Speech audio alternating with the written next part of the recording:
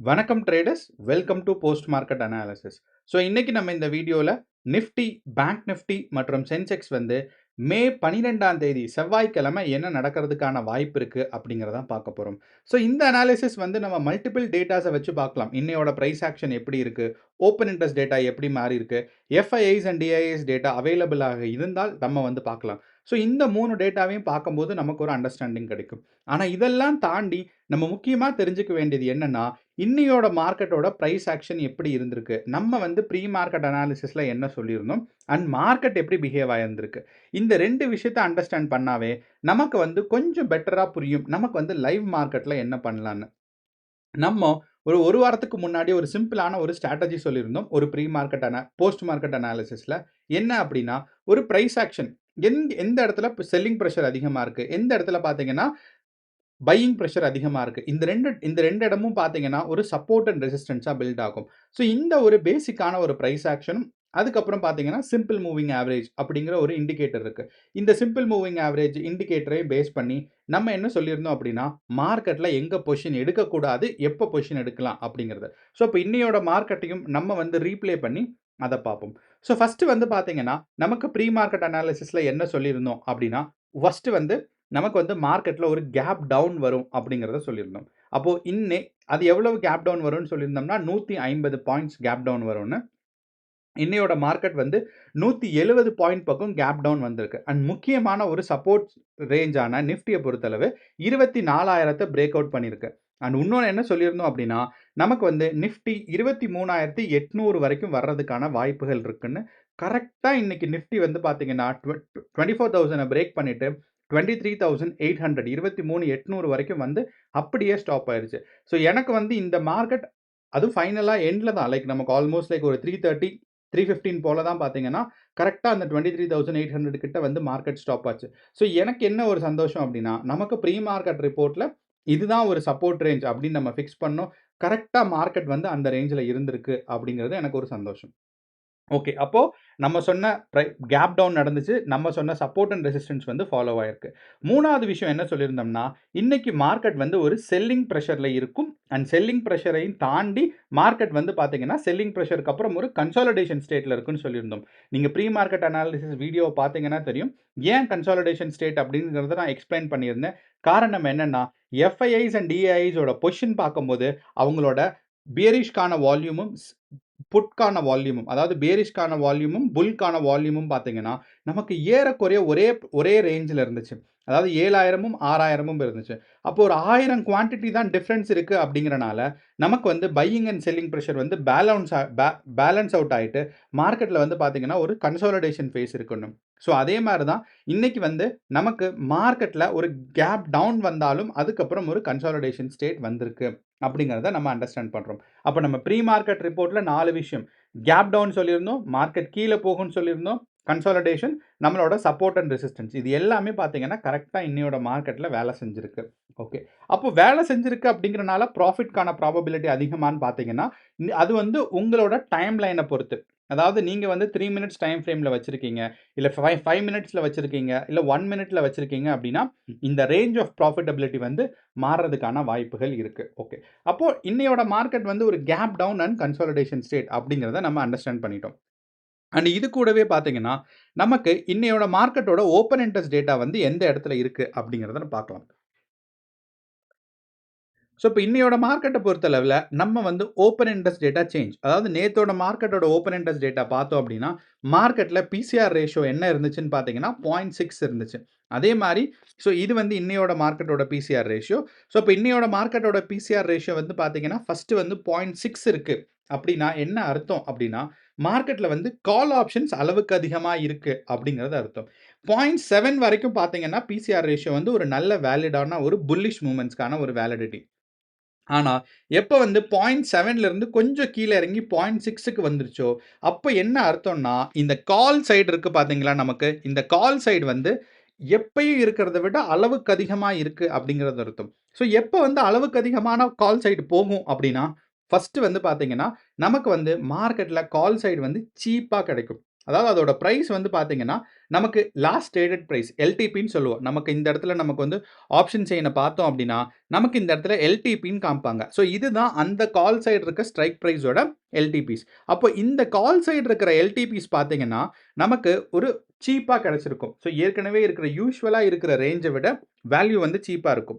இது ஒண்ணு. 2வது வந்து பார்த்தீங்கன்னா, நமக்கு வந்து மார்க்கெட்ல ஹெட்ஜிங் வந்து கொஞ்சம் அதிகமா இருந்திருக்கும். ஹெட்ஜ்டு பொசிஷன்ஸ் அப்படின்னா என்ன அர்த்தம்னு கேட்டீங்கன்னா, மார்க்கெட் வந்து கீழ தான் போகும் அப்படின்னு எனக்கு நம்பிக்கை இருக்கு. ஆனால் ஒருவேளை மார்க்கெட் மேல போச்சுன்னா என்ன என்ன பண்றது அப்படின்னு சொல்லி ஆப்போசிட் சைட்ல வந்து பார்த்தீங்கன்னா, கொஞ்சம் பொசிஷன் எடுப்பாங்க. அது வந்து அவங்களுக்கு இன்சூரன்ஸ் மாரி. இன்சூரன்ஸ்ன்னு தான் யூசுவலா சொல்லுவோம். என்னன்னா, நமக்கு நமக்கு சப்போஸ் இன் கேஸ் மார்க்கெட் வந்து நான் கீழ போகும்னு நெனச்சு தான் புட் சைட் பொசிஷன் எடுக்கிறேன். ஆனால், ஒரு வேள மேல போச்சுன்னா என்ன பண்றது? அப்படிங்கிறதுக்காக, நான் கால் ஆப்ஷன்ஸ்ல போயி ஒரு 200, 300 பாயிண்ட்ஸ் மேல போயி, நான் என்ன பண்ணுவேன் அப்படின்னா, ஒரு சீப்பான ஒரு கால் ஆப்ஷன வாங்கிருவேன். ஸோ, அப்ப தான் பார்த்தீங்கன்னா, இந்த கால் ஆப்ஷனோட குவான்டிட்டீஸ் இன்கிரீஸ் ஆகும். அப்ப இந்த கால் ஆப்ஷன் வந்து ஒரு வேள மேல போச்சு, மார்க்கெட் வந்து நான் எக்ஸ்பெக்ட் பண்ண மாரி இல்லாம, ஒரு வேள மேல போச்சு அப்படின்னா, நமக்கு வந்து மார்க்கெட்ல என்னோட கேப்பிட்டல் வந்து காப்பாத்தப்படும். எனக்கு வந்து புராஃபிட்ஸ் வராது. ஆனா என்ன நடக்கும் அப்படின்னா, என்னோட கேப்பிட்டல் வந்து காப்பாத்திரலாம். ஸோ, அப்ப நம்ம ஒரு ஒரு ஸ்டேஜ்க்கு மேல பார்த்தீங்கன்னா, நமக்கு கேப்பிட்டல் என்னோட இன்வெஸ்ட்மென்ட் வந்து லாஸ் ஆகாம இருக்கிறது தான் ஒரு பிரைம் இம்பார்ட்டன்ஸ். ஏன்னா, அந்த அந்த இன்வெஸ்ட்மென்ட் இருந்துச்சுன்னா, நான் எப்ப வேணாலும், எப்படி வேணாலும் இன்வெஸ்ட் பண்ணி, இன்னைக்கு நிஃப்டி 50 அப்படி இல்லையா, நான் வந்து ஸ்டாக்ஸ்லயே இன்வெஸ்ட் பண்ணாம, வெளிய எடுத்து கூட நான் வந்து வேற ஏதாவது பண்ணிக்குவேன். ஸோ, அப்படிங்கிறனால, நீங்க வந்து எப்பயுமே ப்ராஃபிட்ட ஒரு கண்ணு இருக்கணும். ஆனா, அதே மாரி தான் பார்த்தீங்கன்னா, இன்வெஸ்ட்மென்ட்டும் ஒரு ஒரு கண்ணு இருக்கணும். ஸோ 2மே ரொம்ப ரொம்ப முக்கியம். ஸோ அப்படிதான் இந்த பிசிஆர் ரேஷியோ பார்த்த உடனே இவ்வளோ பெரிய ஸ்டோரி இருக்கான்னா, கரெக்ட். ஆமா. ஒரு ஒரு டேட்டாவும் நம்ம வந்து மார்க்கெட்ல எல்லா டேட்டாஸும் பார்க்க போறதில்ல. நான் வந்து மேக்ஸிமம் பார்த்தீங்கன்னா, ஒரு 6, 7 டேட்டா தான் பார்ப்பேன். அண்ட் லைவ் மார்க்கெட்ல இந்த 6, 7 டேட்டாவும் பார்க்க மாட்டேன். ஒரு 2, 3 டேட்டாஸ் தான் பார்க்க போறோம்.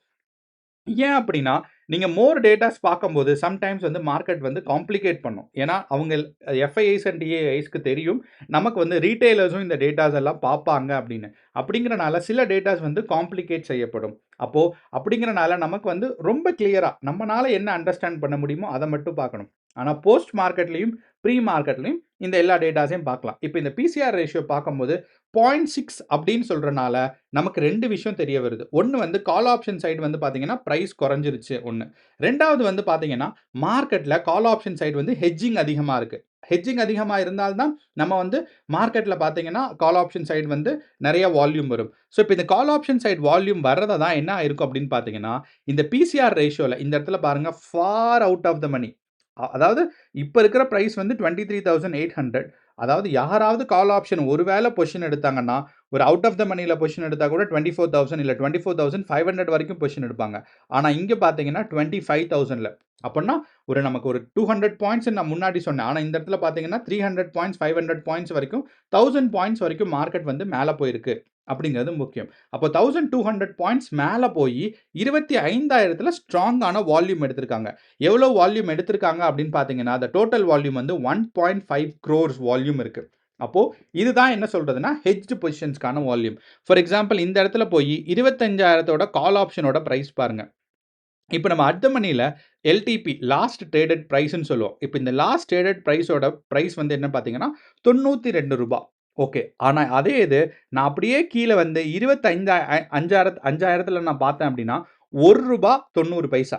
அப்ப நீங்க டிஃபரன்ஸ் பாருங்க. இங்க வந்து ரூ. 90 இருக்கிறது. ஒரு ஒரு நான் வந்து ஒரு லாட் வைக்கல. இப்ப நான் ஒரு லாட் வச்சா கூட ரூ. 6,000 இருக்கு ஒரு லாட்.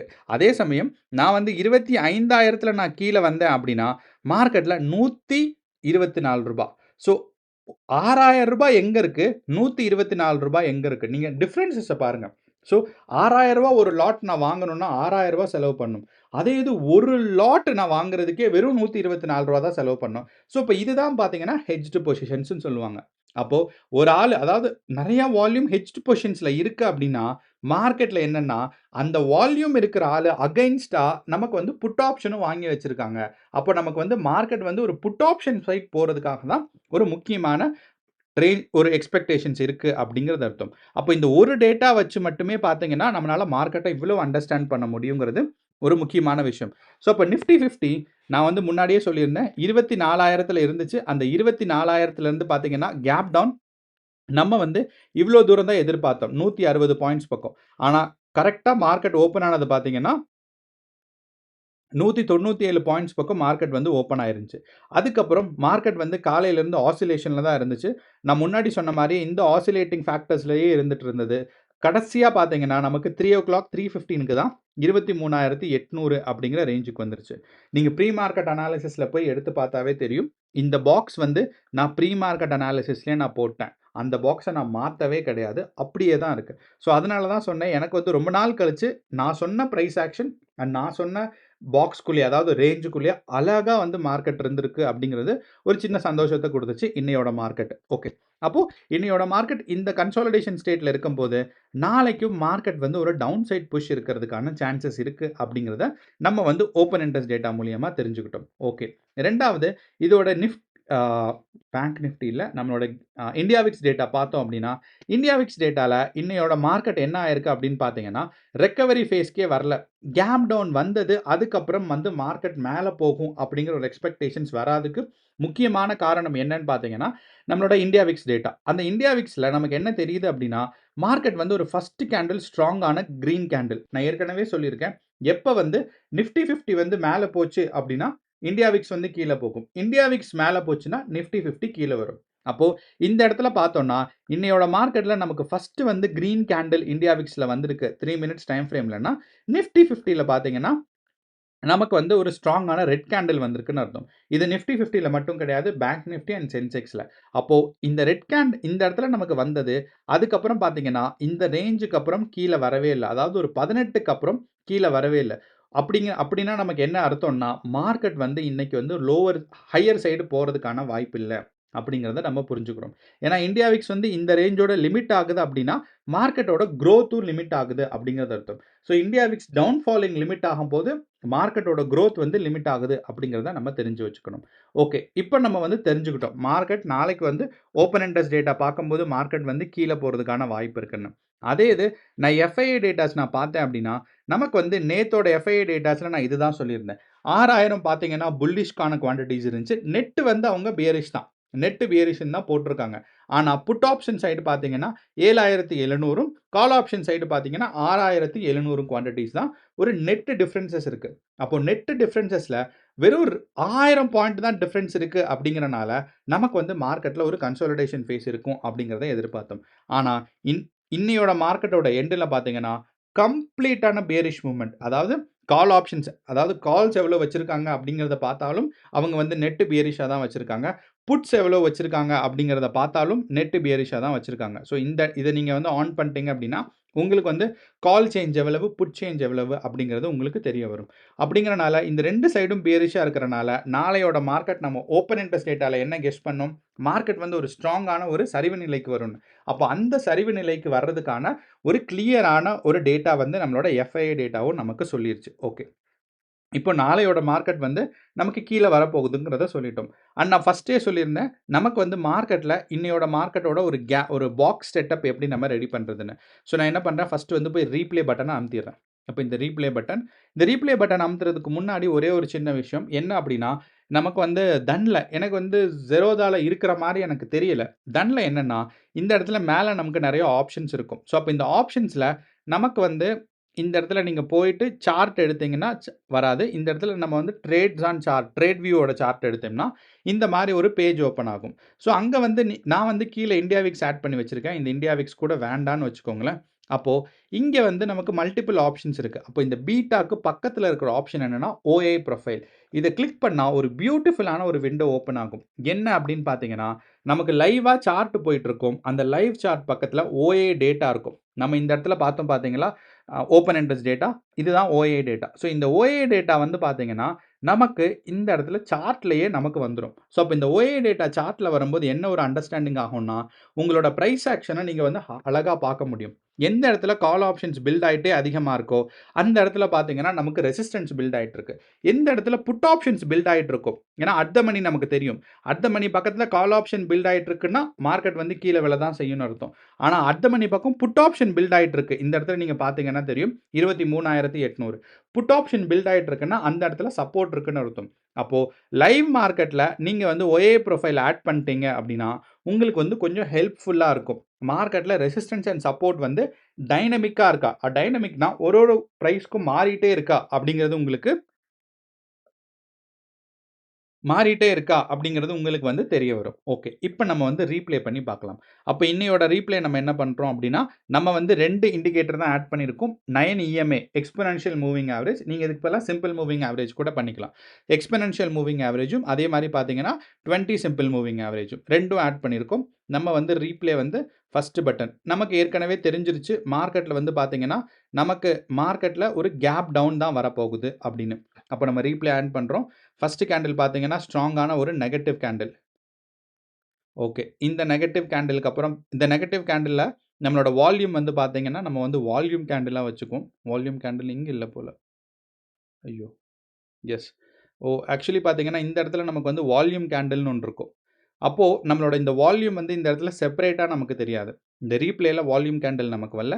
ஸோ இந்த வால்யூம் கேண்டிலோட அட்வான்டேஜ் என்ன அப்படின்னு பார்த்தீங்கன்னா, இந்த இடத்துலலாம் எனக்கு வால்யூம் பெருசா இருக்கு அப்படிங்கிறத நான் வந்து கேண்டில் சைஸ பார்க்கும்போதே நமக்கு ஒரு சைக்காலஜிக்கலா அஃபெக்ட் ஆயிரும். தனியா போய் நம்ம வந்து அதோட வால்யூம் வந்து நம்ம டெஸ்ட் பண்ண தேவையில்ல. ஸோ நார்மலா பார்க்கும்போதே நமக்கு வந்து வால்யூம் இப்படிதான் அப்படிங்கிறது நமக்கு தெரிஞ்சிடும். ஓகே. ஸோ என்னதான் இருந்தாலும் ஃபர்ஸ்ட் கேண்டில் நமக்கு ஃபார்ம் ஆயிருச்சு. நம்ம வந்து மறுபடியும் ப்ளே பண்ணுவோம்.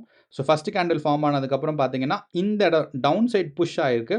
இந்த டவுன் சைட் புஷ்ஷுக்கு அப்புறம் இந்த இடத்துல ஒரு பிரைஸ் ரிஜெக்ஷன் பாயிண்ட் இருக்கு.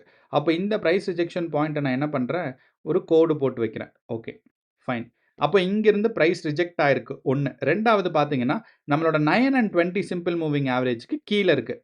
இந்த லைட் ப்ளூ கலர் லைன். நான் வேணும்னா கலர் ஏதாவது மாத்திக்கிறேன். இந்த இடத்துல போயிட்டு இன்புட்ஸ், ஸ்டைல்ஸ், விசிபிலிட்டி ஓகே. இங்க இந்த red colour. So red colour தான் பார்த்தீங்கன்னா, நமக்கு வந்து 20 சிம்பிள் மூவிங் ஆவரேஜ். அதுக்கப்புறம் ஸோ 9 அண்ட் லாஜிக் என்ன அப்படின்னா, 9க்கும் 20 சிம்பிள் மூவிங் ஆவரேஜ்க்கும் கீழ மார்க்கெட் இருந்து, மார்க்கெட்ல ஃபர்ஸ்ட் ரெட் கேண்டில்ல நம்ம பொசிஷன் எடுக்கக்கூடாது. அதே சமயம் இப்படி மார்க்கெட் ஒரு டவுன் சைட் புஷ் வந்து, அந்த டவுன் சைட் புஷ்ஷுக்கு அப்புறம், அதாவது இங்கிருந்து ஒரு டவுன் சைட் புஷ் வந்து, அந்த டவுன் சைட் புஷ்ஷுக்கு அப்புறம் ஒரு புல் பேக் வரும் பாருங்க. இந்த புல் பேக்ல இந்த இடத்துல தான் எடுக்கணும். ஸோ மார்க்கெட் இப்படி கீழ வருது. அதுக்கப்புறம் ஒரு புல் பேக் போது.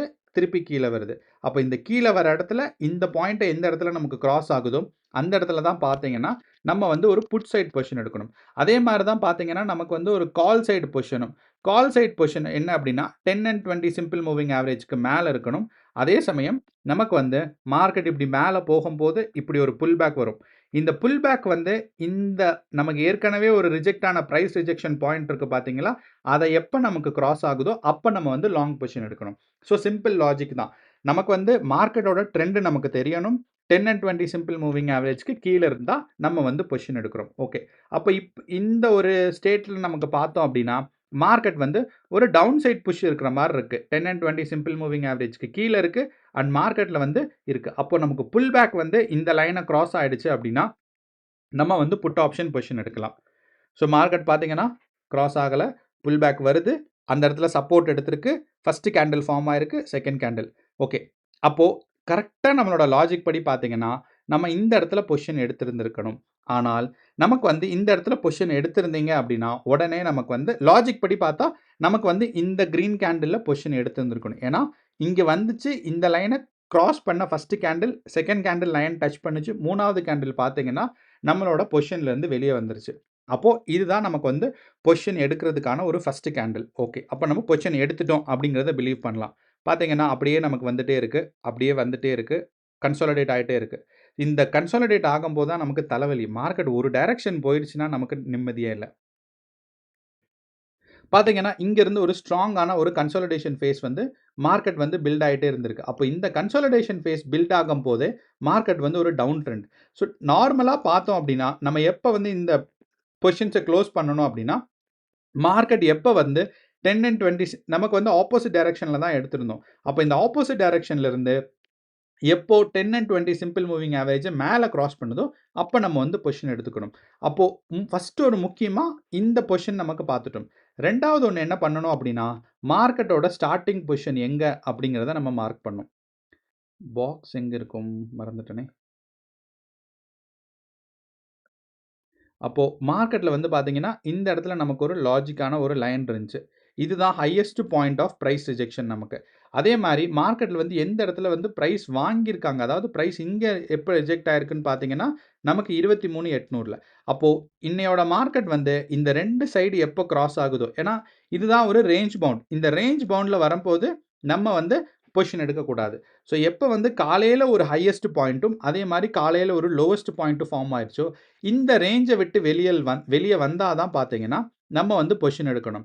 அதுக்கு முன்னாடி பொசிஷன் எடுக்கக்கூடாது. இதுதான் நம்ம ரெண்டாவது லாஜிக். ஸோ ஃபஸ்ட்டு வந்து நமக்கு சிம்பிள் மூவிங் ஆவரேஜுக்கு கீழே இருந்து புல் பேக்கில் பொசிஷன் எடுக்கணும். ரெண்டாவது பார்த்தீங்கன்னா இந்த மாதிரி ஒரு ரேஞ்ச் ஃபார்ம் ஆயிடுச்சு. காலையில் ஒரு அப்பர் லிமிட்டில் ஒரு ப்ரைஸ் ரிஜெக்ஷன் பாயிண்ட்டு, லோவர் லிமிட்டில் ஒரு ப்ரைஸ் ரிஜெக்ஷன் பாயிண்ட் இருக்குது அப்படின்னா இந்த இடத்துல 2 லைன் போட்டு ஒரு பாக்ஸ் போட்டு வச்சுக்கணும். இந்த பாக்ஸ்லேருந்து வெளியே வந்தால் மட்டும்தான் நமக்கு வந்து பொசிஷன் எடுக்கணும். ஸோ அப்போ நான் என்ன பண்ணுறேன், கொஞ்சம் ஃபாஸ்ட் ஃபார்வர்ட் பண்ணுறேன். ஃபாஸ்ட் ஃபார்வர்ட் பண்ணிவிட்டு நம்ம ஸோ பார்த்தீங்கன்னா ஏறக்குறைய வந்து 12:30 மணி 12:30 மணி வரைக்குமே பார்த்தீங்கன்னா நமக்கு வந்து மார்க்கெட் வந்து ஒரு ப்ரைஸ் அதே பாக்ஸ் ரேஞ்சுக்குள்ளே தான் இருக்குது. ஸோ ஃபஸ்ட்டு ஏறக்குறைய நமக்கு வந்து 1:45க்கு இந்த பாக்ஸை வந்து மேலே டச் பண்ண போயிருக்கு. ஆனால் வந்து கிராஸ் ஆகுதா அப்படிங்கிறத நமக்கு பார்க்கணும். 2 கேண்டில் மட்டும் கிராஸ் ஆச்சு. அதுக்கப்புறம் பார்த்தீங்கன்னா திருப்பி உள்ளே வந்துருச்சு. ஓகே, பாருங்கள் திருப்பியும் உள்ளேயே தான் இருக்குது, உள்ளேயே தான் இருக்குது. ஏறக்குறைய மணி வந்து பார்த்தீங்கன்னா 3 மணி ஆயிடுச்சு. அப்போ இந்த 3 மணிக்கு அப்புறம் நமக்கு வந்து பொசிஷன் எடுக்கிறதுக்கான இல்லை. ஸோ நமக்கு வந்து 9 to 3 வரைக்கும் நீங்கள் பொசிஷன் பார்த்தா போதும். கடைசி அரை மணி நேரம் வந்து எப்பயுமே ஒரு வாலடைலிட்டி மார்க்கெட் அதிகமாக இருக்கும்.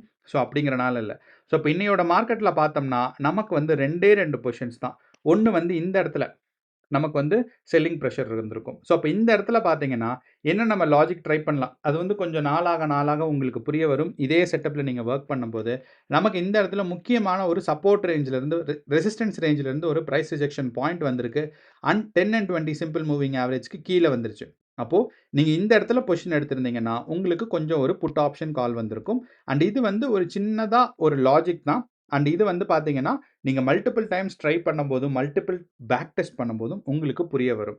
ஸோ ரொம்ப ரொம்ப சிம்பிளான logic, price action and simple moving average படி. ஸோ இப்போ இன்னையோட மார்க்கெட்டில் இந்த இடத்துல நீங்கள் கால் பொசிஷன் எடுக்கலான்னு பார்த்துருந்துருக்கலாம். இது ஒன்று. ரெண்டாவது வந்து பார்த்தீங்கன்னா இந்த இடத்துல புட் ஆப்ஷன் பொசிஷன் எடுத்துருந்துருக்கலாம். இதுதான் 2 ஒரு அழகான ட்ரேட் பொசிஷன் இன்னையோட மார்க்கெட்டில். அண்ட் நாளையோட மார்க்கெட் இன்னையோட price action, open interest data and FII data 3 வச்சு பார்க்கும்போது நாளையோட மார்க்கெட்டும் ஒரு சரிவு நிலையில் போகிறதுக்கான வாய்ப்புகள் இருக்குது. ஸோ கேர்ஃபுல்லாக ட்ரேட் பண்ணுறங்க. உங்களுக்கு சந்தேகங்களோ டவுட்ஸோ இருந்தால் கமெண்ட் பாக்ஸில் போடுங்க. அதே மாதிரி உங்களுக்கு ஏதாவது ஒரு புது ஐடியாவோ இல்லை புது கான்செப்டோ தெரிஞ்சிச்சு, இல்லை புது இன்ஃபர்மேஷனோ அப்படின்னா கமெண்ட் பாக்ஸில் போடுங்க. நானும் தெரிஞ்சுக்கிறேன், மற்றவங்களும் தெரிஞ்சுக்குவாங்க. ஸோ கேர்ஃபுல்லாக ட்ரேட் பண்ணுங்கள். All the best. நன்றி, வணக்கம்.